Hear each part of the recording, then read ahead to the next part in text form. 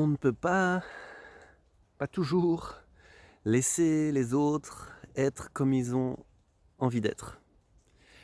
Et en fait, c'est le mental qui peut pas laisser les autres être comme ils ont envie d'être. Donc le mental passe son temps à juger, à critiquer, à ragoter sur ce que font les autres.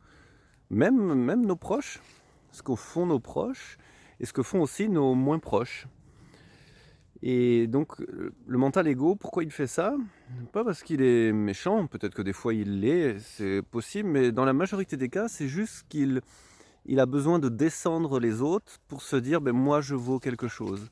Donc il a besoin de critiquer les autres, plutôt que se monter lui, il se sert de descendre les autres pour se dire: «Beh, je suis pas si mauvais, si mauvaise que ça, en fait». Et donc la critique vient de ce phénomène-là. Si je critique l'autre qu'il parce qu'il a eu tel comportement, je parle pas de comportement répréhensible, hein, je parle pas de gens qui ont fait du mal à d'autres, hein.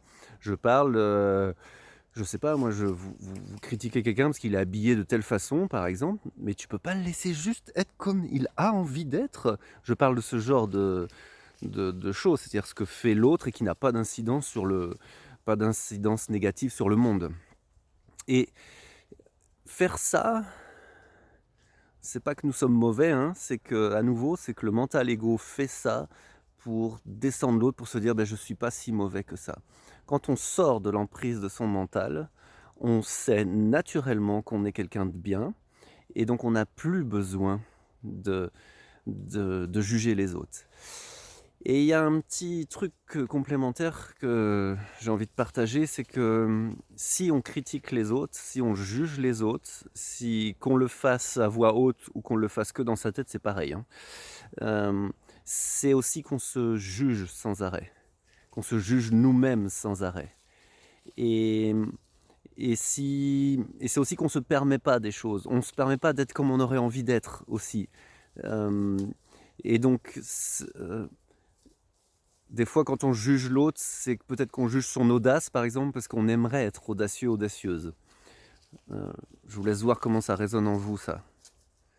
Et et à nouveau, si donc on juge et on critique les autres sur ce qu'ils font, c'est aussi qu'on le fait sur nous, c'est-à-dire qu'on n'est pas tendre avec nous. Si on était tendre avec nous, on serait tendre avec les autres.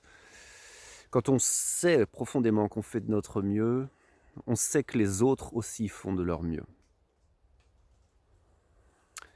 Et pour sortir de ce mécanisme du mental ego, à nouveau, faut sortir de l'emprise de son mental et s'entraîner à prendre de la distance avec ce que fait le mental. Donc pour ça, juste 10 secondes avec moi. On reste bien là, on laisse son mental faire. On s'entraîne à ne pas partir avec lui, avec ce qu'il dit. Juste on reste là, bien présent, présente. Juste 10 secondes.